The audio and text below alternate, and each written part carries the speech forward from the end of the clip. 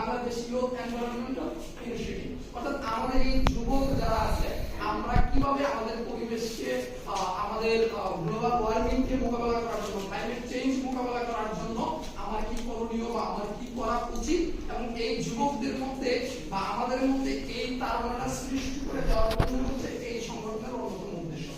এই সংগঠনটা রান হচ্ছে 2009 থেকে, কিন্তু প্রথম সেটা ন্যাশনাল পর্যায়ে ছিল, 2019 থেকে সেটা আন্তর্জাতিক পর্যায়ে প্রতিনিধিত্ব করতেছে।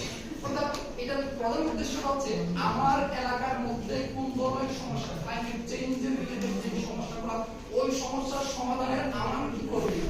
আমরা 4-5 জন মিলে আমি একটা আইডিয়া সাবমিট করলাম যে আমার এলাকায় দেখতে দিচ্ছি যে গ্লোবাল ওয়ার্মিং এর এই এফেক্টটা পড়তেছে।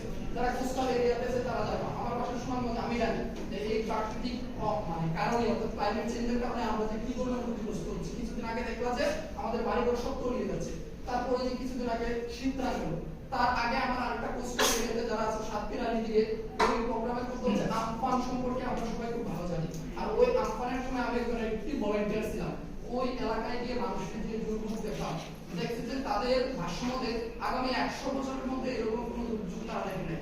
আমার বাড়িতে যে আমার বাড়ি সুনামগঞ্জ, আমাদের সুনামগঞ্জের যে প্রবলেম হয়েছে বন্যা, আগামী বন্যা চলে আসবে, তো আমি মার সঙ্গে যখন কথা বলছিলাম যে মা আমাদের বাড়িগুলো তাহলে আরো কেন উঁচু করা হবে না, তো মা বললো যে 74-এর বন্যা সম্পর্কে আমরা সবাই জানি, মানে সবচেয়ে আলোড়ন সৃষ্টি করে একটা বন্যা, ওই বন্যার সময়ও আমাদের বাড়ির দ্বার কাছেও পানি আসে না, আর এবার আমার ঘরে হাঁটু পানি ছিল।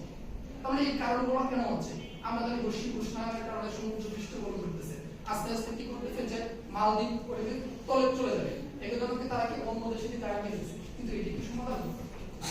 এর যে পরিবর্তনের কি উপায়, সেই চিন্তাটা আমাদের সময় কিন্তু আমাদের মাথাও নাই, মাথা ব্যথা হবে।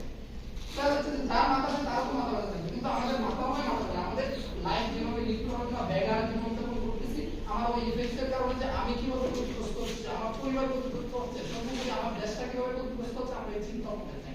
তো আমাদের এই যুবক যারা আছে আমাদেরকে বলা হয় কি চালিকা শক্তি। ওই চালিকা শক্তির মাঝখানে কিভাবে ওই এনভায়রনমেন্টাল ইস্যুটাকে ঢুকিয়ে দেওয়া যায়, এটা হচ্ছে